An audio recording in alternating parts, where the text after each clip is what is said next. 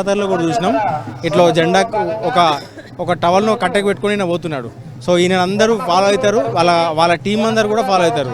So ఇప్పుడు cell phone signals లేకపోయినా ఇప్పుడు జీపీఎస్ కావచ్చు, ఇవన్నీ కూడా అంటే లొకేషన్స్ షేర్ చేసుకోవడం, ఇవన్నీ టెక్నాలజీ వచ్చినా ఎవరెక్కడున్నారో తెలుసుకునే ప్రయత్నం చేయొచ్చు టెక్నాలజీతో. కానీ ఇక్కడ సిగ్నల్స్ ఉంటాయి. దీంతో మేడారం జాతరలో ఎక్కడ చూసినా టీం అన్నీ కూడా ఇట్లా వీరందరూ కూడా జాతరలో ఇట్లా ట్రావెల్ చేస్తున్నప్పుడు మొత్తం జనంలో తప్పిపోకుండా ఇట్లా చేస్తున్నారు. ఎక్కడి నుంచి వచ్చారా మీరు?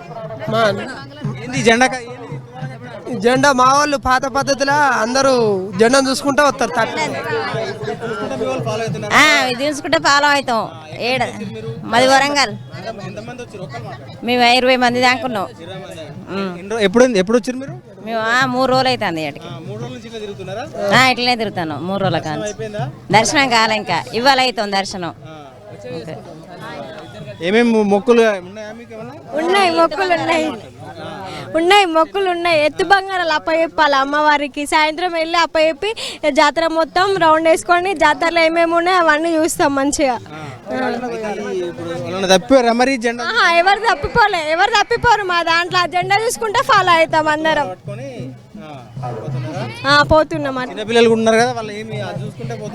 చూసుకుంటూనే వెళ్తున్నాం అందరం. మ్యూజియం లోనే ఉన్నది మా సెటర్.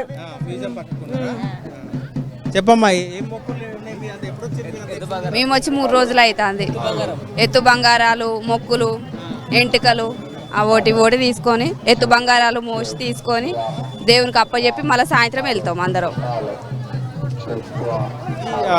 మేడారం జాతరలో పాతతరం పద్ధతుల్ని ఇంకా వాడుతున్నారు.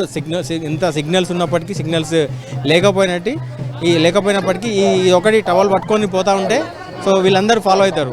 సో ఎంతమంది జనంలో ఉన్నా ఈ టవల్, ఈ జెండా ఇది మనది అని చెప్పి ఒకళ్ళు టవల్, ఒకళ్ళు స్ప్రైట్ బాటిల్, ఇంకొకరు ఖర్చిపు, ఇట్లా ఏదో ఒకటి వాళ్ళకి రంగుకు సంబంధించినటువంటి ఒక కట్టె కొట్టుకొని పోతుంటే మిగతా అందరూ ఫాలో అవుతున్నారు.